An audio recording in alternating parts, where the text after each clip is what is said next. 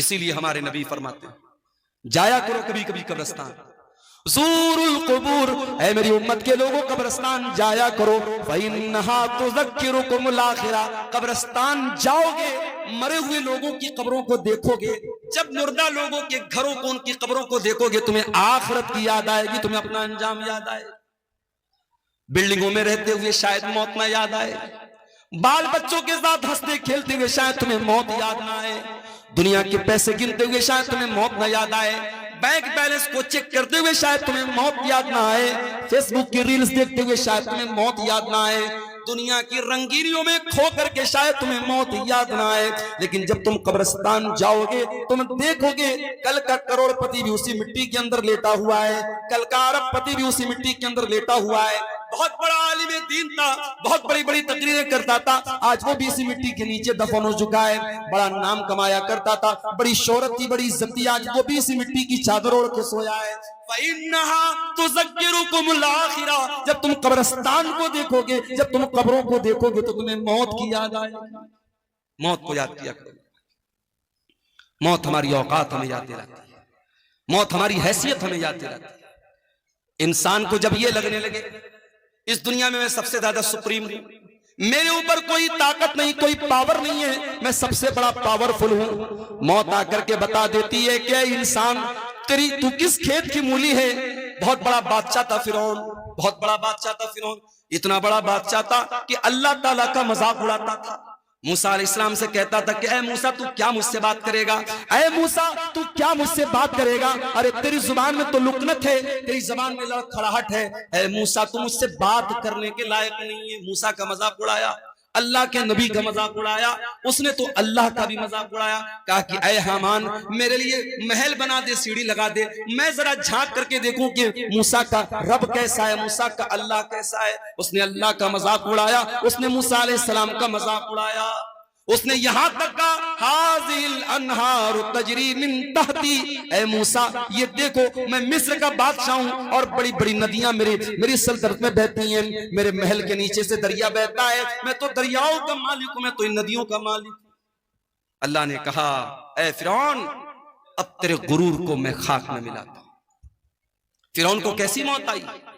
फिरौन को अल्लाह ताला ने दरियाए कुलजुम में डुबा करके मार दिया, उसी दरिया में मूसा अलैहिस्सलाम के लिए रास्ता बन गया और उसी दरिया में फिरौन की कब्र बन गई, फिरौन डूब गया।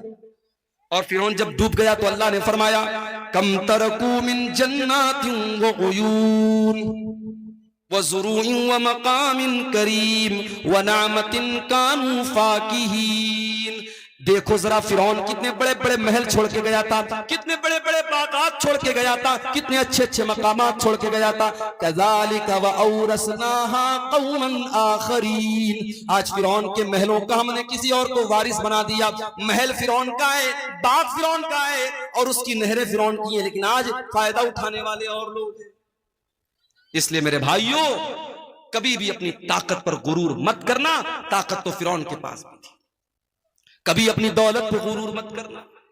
बहुत दौलत वाला आया तो दुनिया में कारून, इस कदर दौलत थी उसके पास, कुरान कहता है कि जब वो उसके खजानों की चाबियों को अल्लाह कहता है कि बड़े बड़े पहलवान व आतैनाहु मिनल कुनूज़ मा इन्न मफातिहहु लतनू बिल उस्बति उलिल कुव्वा, बड़े बड़े पहलवान कारून के खजाने की चाबियों को बड़ी मुश्किल से उठाते थे।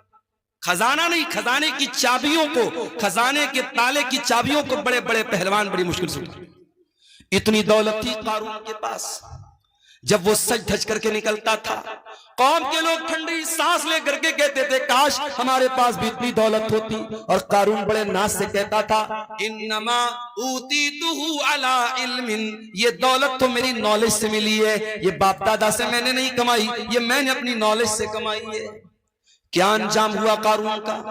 कारून जो अपनी दौलत पर बड़ा नाज करता था, जो अल्लाह को नहीं मानता था, जो आखिरत को नहीं मानता था, फखसफना बिही व बिदारिहिल अर्दा, अल्लाह ने कारून को भी जमीन में धसा दिया, उसके सारे खजाने को, सारे महल को जमीन में धसा दिया।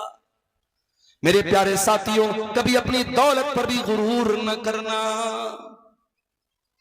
गुरूर का अंजाम बड़ा बुरा होता है और मौत आकर के इंसान के गुरूर को खाक में मिला देती है। इसीलिए अल्लाह ताला सूरह वाक़िया के अंदर कहता है फलौला इदा बलगतिल हुल्कूम व अंतुम हीनइज़िन तंजुरून व नहनु अक़रबु इलैहि मिनकुम वलाकिन ला तुबसिरून। मेरे बंदो, जब जान निकलने का टाइम आता है, जब रूह निकलने का टाइम आता है और तुम देखते हो तुम्हारा करीबी इंसान मर रहा है, तुम्हारा बाप मर रहा है, तुम्हारी माँ मर रही है, तुम्हारी बीवी मर रही है, तुम अपनी आंखों से मरता हुआ देख रहे हो, लेकिन तुम कुछ नहीं कर सकते। फलौला इन कुंतुम गैर मदीनीन तरजिऊनहा इन कुंतुम सादिकीन। अगर तुमको ये लगता है कि तुम्हारे ऊपर किसी का कंट्रोल नहीं है, किसी का पावर नहीं है, किसी की ताकत नहीं है, तो जरा तुम मरने वाले को मौत से बचा करके दिखा दो। मरना तो है मेरे भाई, और मौत आएगी, हम बच नहीं सकते, बच नहीं सकते हैं। हम शीश महल में भी जाके अपने आप को कैद कर लें, अल्लाह कहता है युद्रिकुमुल मौत वलौ कुंतुम फी बुरूजिम मुशय्यदा। अगर तुम शीशा पिलाई हुई दीवार, अगर तुम लोहे को पिघला करके दीवार में पैक कर दो अपने आप को, वहां पर भी तुमको मौत आएगी। मौत का फरिश्ता वहां भी तुमको आकर के तुमको पकड़ लेगा, तुम अल्लाह की पकड़ से नहीं बच सकते। इंसान मर गया, अब मरने के बाद इंसान ये तमन्ना करता है, आए अल्लाह एक मौका और दे दे, मैं दुनिया में दोबारा आना चाहता हूं। किस लिए आना चाहते हो? क्या बिटिया की शादी करना बाकी था, शादी करने के लिए आना चाहते हो? क्या अपना मकान जो तुम बनवा रहे थे अभी अधूरा है, अपने मकान को पूरा करने के लिए दुनिया में आना चाहते हो? क्या अपने गांव में कोई जमीन खरीदना चाहते हो? क्या कोई मकान बनाना चाहते हो? क्या बेटे की शादी करना चाहते हो? क्यों आना चाहते हो? अल्लाह फरमाता है हत्ता इदा जाअ अहदहुमुल मौत क़ाल रब्बिरजिऊन लअल्ली आमलु सालिहन फीमा तरक्तु। बंदा कहता है अल्लाह एक मौका और दे दे, मैं वादा करता हूं मैं दुनिया में आकर के नेक अमल करूंगा। आए अल्लाह अब मुझे समझ में आ गया है, अब दोबारा मैं दुनिया में आऊंगा तो मैं कोई तुझको नाराज करने वाला काम ना करूंगा, कोई गुनाह का काम ना करूंगा, कोई पाप ना करूंगा। आए अल्लाह बस एक चांस और दे। अल्लाह फरमाता है मेरे बंदे इन्नहा कलिमतुन हुवा क़ाइलुहा व मिन वराइहिम बरज़खुन इला यौमि युबअसून। अल्लाह फरमाता है मेरे बंदे अब तुझे कोई चांस मिलने वाला नहीं है, जो चांस मिला था मिल चुका, जो मौका मिलना था मिल चुका। एक ही मौका मिलेगा, एक ही चांस मिलेगा मेरे नौजवान साथियों, वो चांस हमें और आपको यहां।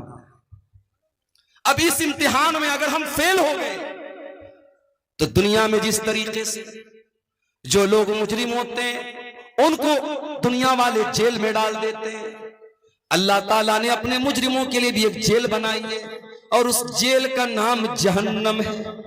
और जहन्नम कितनी खतरनाक जेल है, कितनी खतरनाक कैद खाना है, कितना खतरनाक कैद खाना है और कितनी खतरनाक जगह है। आओ जरा कुरान में इसका नक्शा देखते हैं। अल्लाह कुरान के 30वें पारे में फरमाता है इन्न जहन्नम कानत मिरसादा लित्तागीन माबा लाबिदीन फीहा अहकाबा। ये जहन्नम घात में बैठी है, ये जहन्नम प्रतीक्षा कर रही है, ये जहन्नम इंतजार कर रही है, ये जहन्नम इंतजार कर रही है किसका? अल्लाह के मुजरिमों का, अल्लाह के बागियों का, अल्लाह के कानून को तोड़ने वालों का। अल्लाह के कानून को तोड़ने वालों का ठिकाना है ये जहन्नम। लाबिसीन फीहा अहकाबा। और कोई ये न सोचे मैं तो शिर्क नहीं कर रहा हूं, मैं नमाज नहीं पढ़ रहा हूं तो क्या हो गया, मैं शराब पी रहा हूं तो क्या हो गया, मैं हराम खा रहा हूं तो क्या हो गया, मैं कोई शिर्क थोड़ी कर रहा हूं। अरे मैं जहन्नम में जाऊंगा तो कुछ दिन जाने के बाद मैं तो जन्नत में चला जाऊंगा। अगर इस गलत फहमी में हो मेरे प्यारे साथियों तो याद रखो जहन्नम के अजाब की जो सजा है वो एक पल भी बर्दाश्त करने के काबिल न होगी। और अल्लाह तो कह रहा है लाबिदीन फीहा अहकाबा। जहन्नम में कितने अरसे तक इंसान पड़ा रहेगा, अल्लाह का मुजरिम पड़ा रहेगा नहीं मालूम, बहुत लंबे टाइम तक जहन्नम में पड़ा। दुनिया में जब टेम्परेचर हाई होता है इंसान को दो चीजों की जरूरत पड़ती है। राजस्थान में एक जगह है बाड़मेर, पूरे भारत में सबसे ज्यादा गर्मी वहीं पड़ती है। आप जाएंगे वहां नहीं रह पाएंगे, आप वो गर्मी बर्दाश्त नहीं कर पाएंगे। जिस तरीके से लेह और लद्दाख में 0 के नीचे पारा हो जाता है सर्दी के मौसम में और पूरे मकान और घरों में बर्फ जम जाता है, उस उस तापमान में और उस टेम्परेचर में हम और आप बहुत मुश्किल से रह सकते हैं, वैसे बाड़मेर की गर्मी में हम नहीं रह सकते। अभी हमारे इंडिया में 47 डिग्री की गर्मी सबसे ज्यादा मानी जाती है। अभी साइंटिस्ट लोगों का कहना है कि अगर ये गर्मी 50 तक पहुंच गई तो हालात बर्दाश्त के बाहर हो जाएंगे। और मैं एक बात अपनी तकरीरों में भी कहता हूं कि पानी की कदर किया करो मेरे भाई। ये जो पानी हम लोग बहाते हैं, फजूल बहाते हैं, सरकारी पानी आ रहा है, नल खोल दिया, बह रहा है। एक बाल्टी पानी में नहा सकते हैं, 4-4 बाल्टी पानी में नहा रहे हैं। एक कपड़े को एक बाल्टी में धो सकते हैं, 10-10 बाल्टी बर्बाद कर रहे हैं। पानी को बर्बाद न करो मेरे भाइयों। अफ्रीका की राजधानी है केप टाउन। केप टाउन के अंदर जितना ग्राउंड के अंदर पानी है, सब पानी खत्म हो चुका है। साउथ अफ्रीका की राजधानी है केप टाउन, वहां पानी खत्म हो चुका है ग्राउंड पर। और साइंटिस्ट का कहना है कि अगर भारत में पानी की बर्बादी नहीं रुकी तो 2040 तक भारत के बड़े बड़े शहरों में, दिल्ली, मुंबई, चेन्नई, बेंगलोर में ग्राउंड के अंदर, जमीन के अंदर का पानी खत्म हो जाए। पानी बहुत बड़ी नेमत है, पानी का इस्तेमाल बहुत एहतियात के साथ। हमारे नबी की सुन्नत भी है, हमारे नबी सल्लल्लाहु अलैहि वसल्लम बहुत कम पानी में वजू कर लेते थे और बहुत कम पानी में गुस्ल कर लेते थे। हमारे यहाँ तो माशाअल्लाह नल का इंतजाम है, टोटी का इंतजाम है, खोल लिया तो लोग बेदर्दी से पानी बहा रहे हैं। मेरे प्यारे साथियों, पानी की कदर करो, पानी बहुत बड़ी।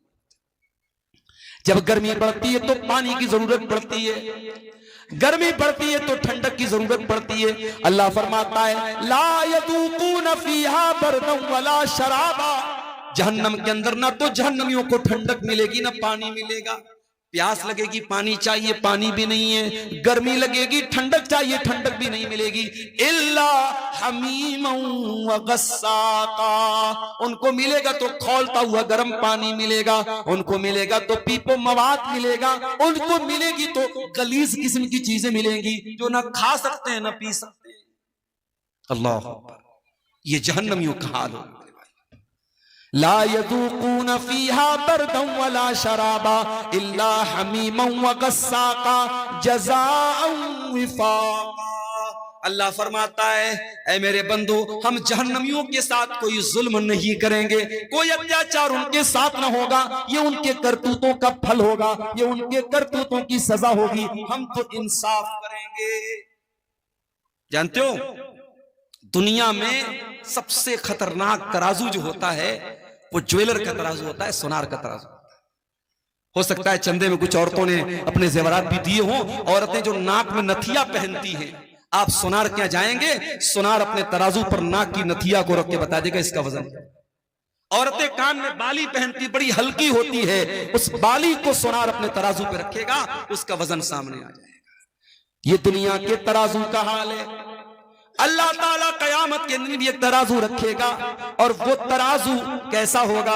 आओ कुरान में पूछते अल्लाह ताला से। अल्लाह फरमाता है वनदउल मवाज़ीनल क़िस्त लियौमिल क़ियामह फला तुज़लमु नफ्सुन शैआ व इन कान मिस्क़ाल हब्बतिन मिन खरदलिन अतैना बिहा व कफ़ा बिना हासिबीन। हम कयामत के दिन इंसाफ का तराजू रखेंगे और कयामत के दिन किसी के साथ कोई जुल्म सितम न होगा। एक राई के दाने के बराबर भी अगर कोई चीज होगी, अल्लाह फरमाता है मेरे तराजू पर सामने आ जाएगी।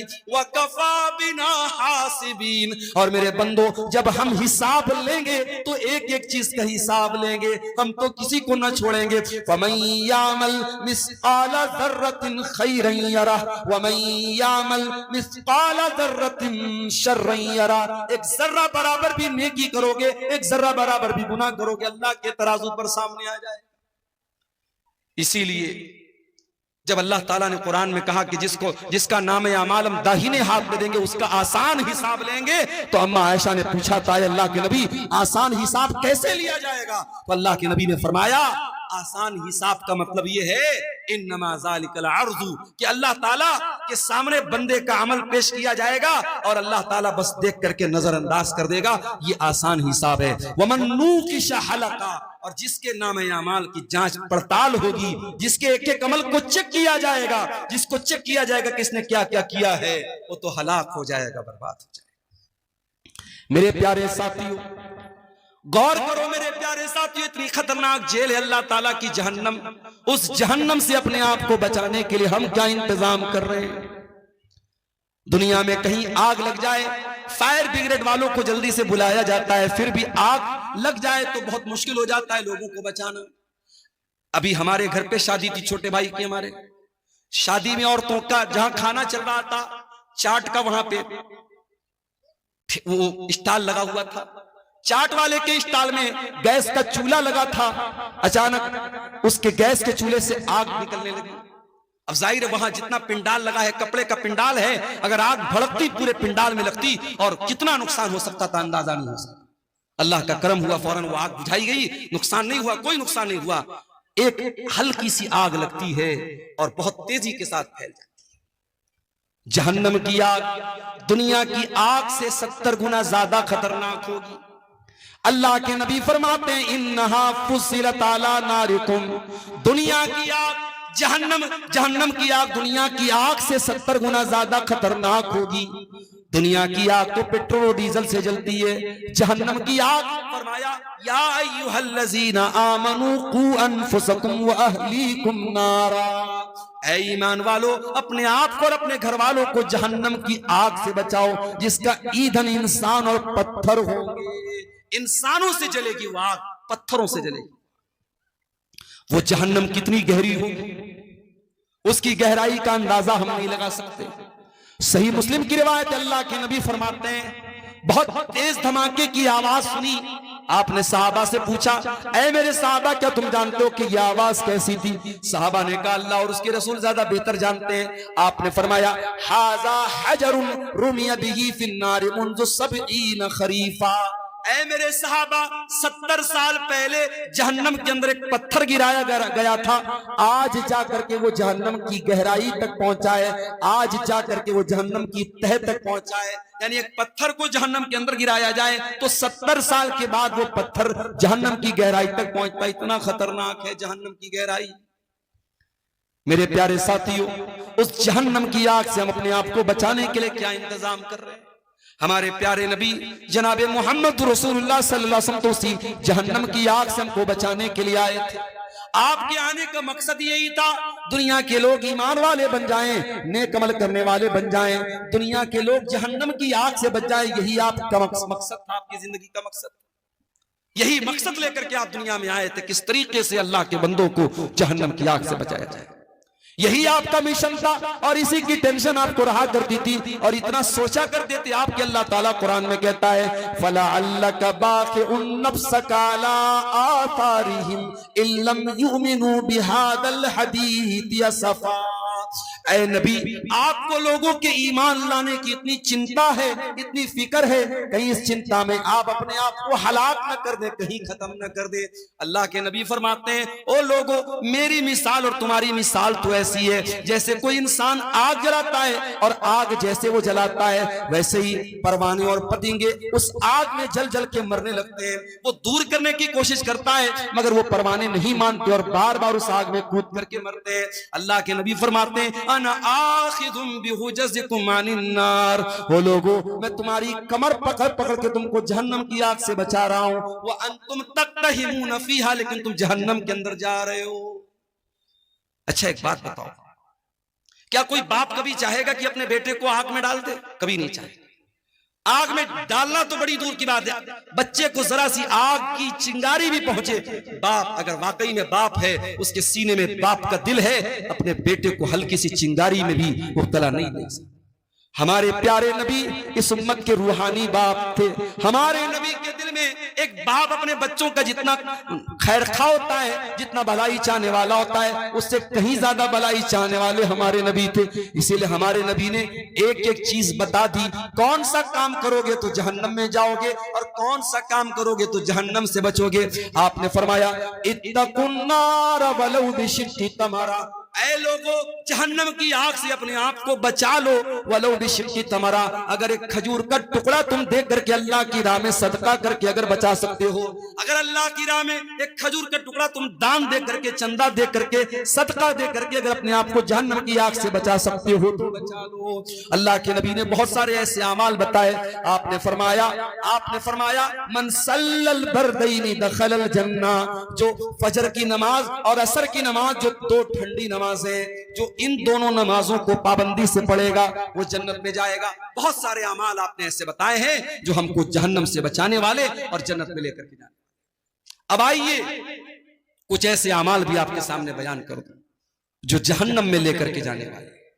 इसलिए कि बीमारी का इलाज ये भी होता है कभी कभी कि हम बीमारी को जान जाएं। कहते हैं ना, जानकारी ही बचाव है। जब हमें यह मालूम हो जाए कि ये चीज हमको जहन्नम में लेकर के जाने वाली है, हम उससे अपने आप को बचाएंगे, इंशाअल्लाह हम जहन्नम से जाने से इंशाअल्लाह बच जाएंगे। आइए जरा कुरान उठाते हैं मेरे प्यारे साथियों, वो कौन सी चीजें जो जहन्नम में लेकर के जाने वाली हैं।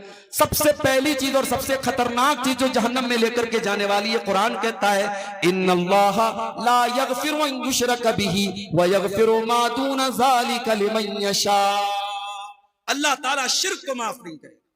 अल्लाह के साथ किसी और को शरीक किया जाए, किसी और की इबादत की जाए, इसको अल्लाह ताला बर्दाश्त नहीं करेगा। अल्लाह के इस गुनाह की माफी नहीं।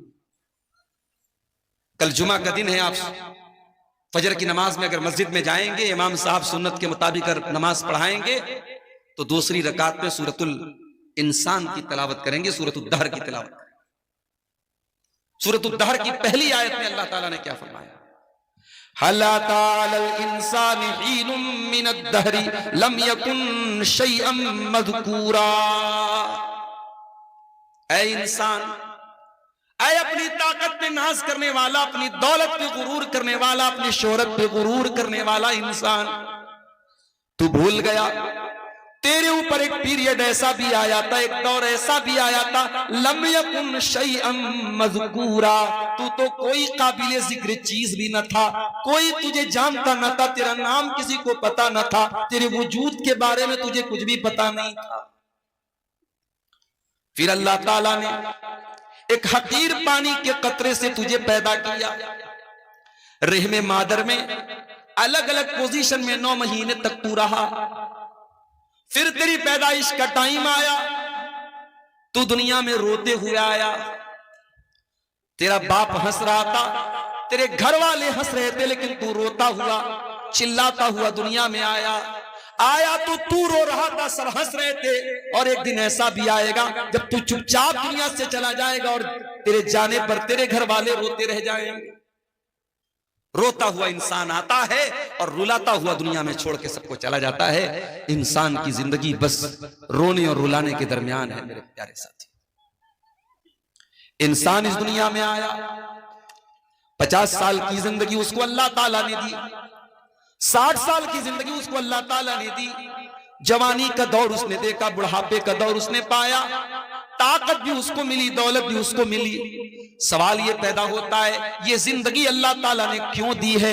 इस जिंदगी का मकसद क्या है? इस जिंदगी का उद्देश्य क्या है? इस जीवन का उद्देश्य क्या है? इस जिंदगी का पर्पस और मकसद क्या है? कुरान का 29वां पारा उठाओ, अल्लाह ताला हमारी पैदाइश का मकसद बयान करता है। फरमाया अल्लज़ी खलक़ल मौत वल हयात लियब्लुवकुम अय्युकुम अहसनु अमला। मेरे बंदो, हमने जीवन और मृत्यु का जो सिस्टम बनाया है, हमने तुमको जो पैदा किया है, हमने मौत को बनाया, हमने जिंदगी को बनाया। क्यों बनाया? लियब्लुवकुम, हम तुम्हारा इम्तिहान लेना चाहते हैं, हम तुम्हारी परीक्षा लेना चाहते हैं, हम तुम्हें जांचना चाहते हैं कि कौन अच्छा अमल करने वाला है, कौन अल्लाह को राजी करने वाला अमल करता है, कौन ऐसा अमल करता है जो अल्लाह की नजर में अच्छा है। दुनिया की नजर में अच्छा है कि नहीं, अल्लाह क्या ये मैटर नहीं करता।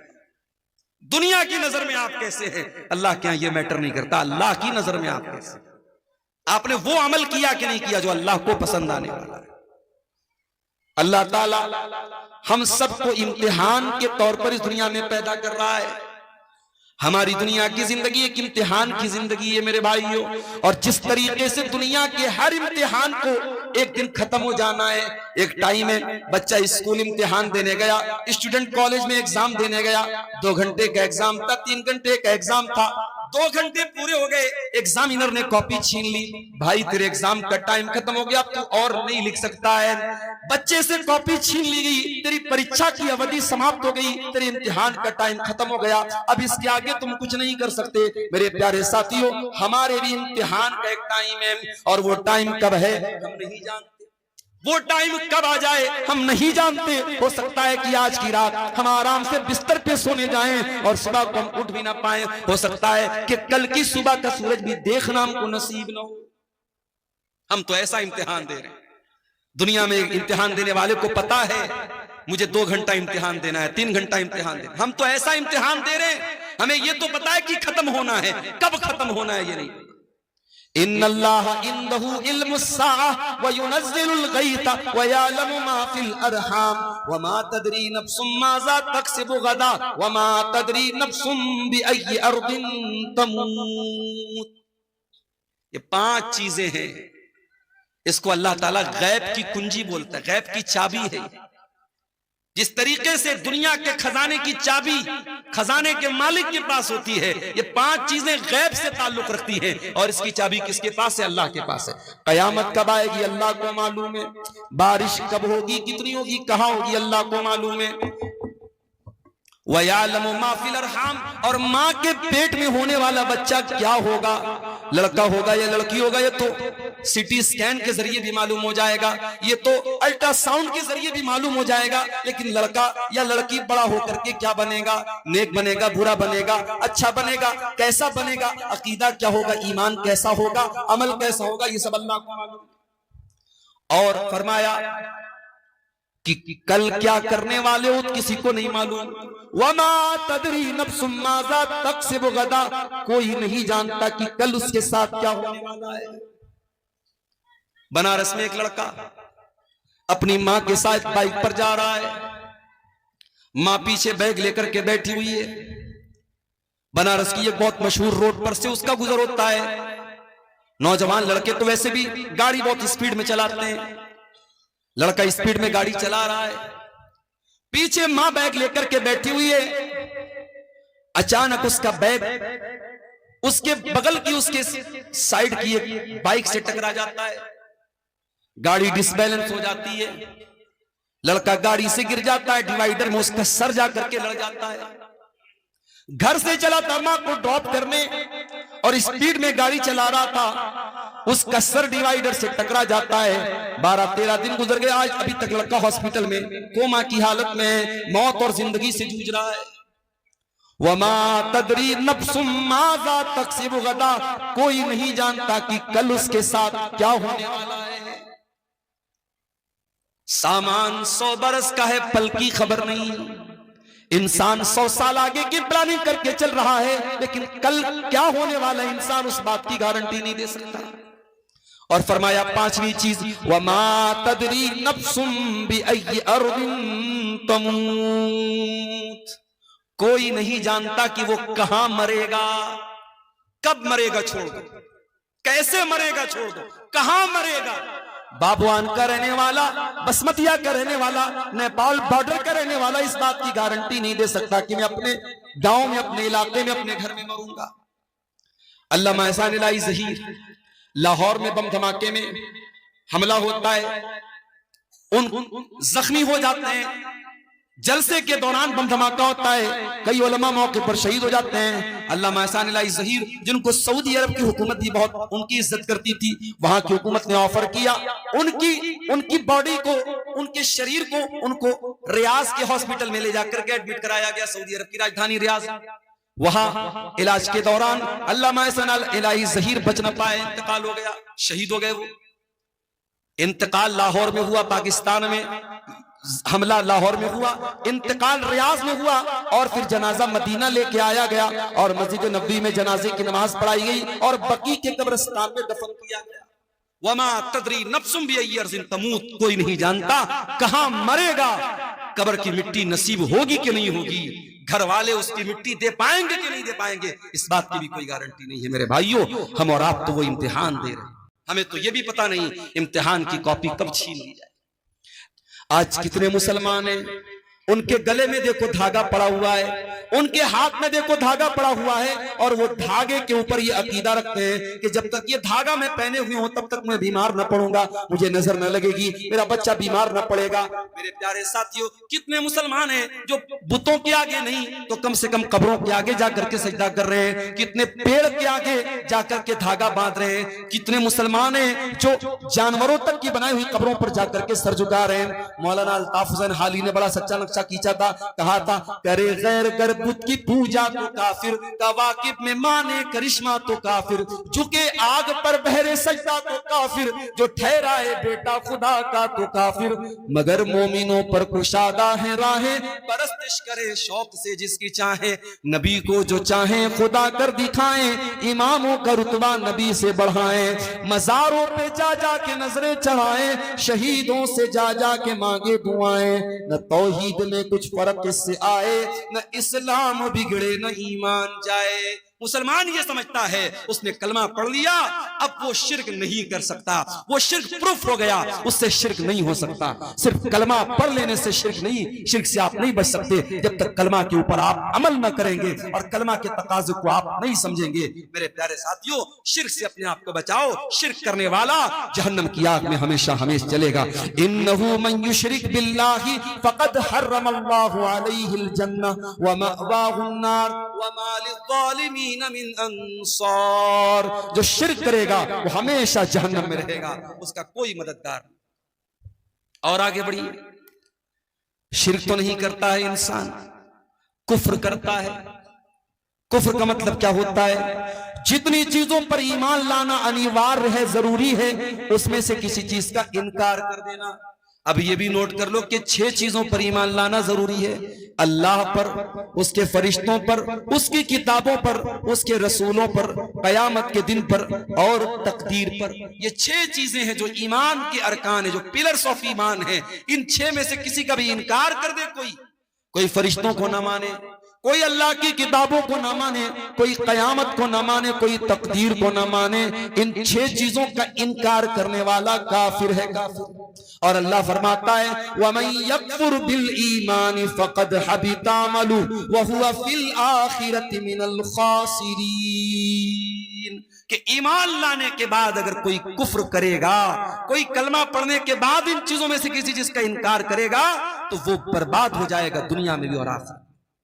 तो मेरे भाइयों, शरीयत में जितनी चीजें फर्ज हैं, जरूरी है, अगर उनका भी कोई इनकार करता है, मिसाल के तौर पर अगर कोई रोजा नहीं रखता है तो गुनहगार है, लेकिन अगर कोई रोजे का इनकार करता है तो काफिर है। कोई नमाज नहीं पढ़ता है तो गुनहगार है, लेकिन अगर कोई नमाज का इनकार करता है तो वो काफिर है। कोई ज़कात नहीं देता है तो गुनहगार है, कोई ज़कात का इनकार कर दे तो काफिर है, कोई हज नहीं कर रहा है ताकत के बावजूद तो वो गुनहगार है, फासिक है, लेकिन अगर हज का इनकार कर दे, हज की फर्जियत का इनकार कर दे तो वो काफिर हो जाता है। तो ये दूसरी चीज है जो जहन्नम में लेकर के जाती है।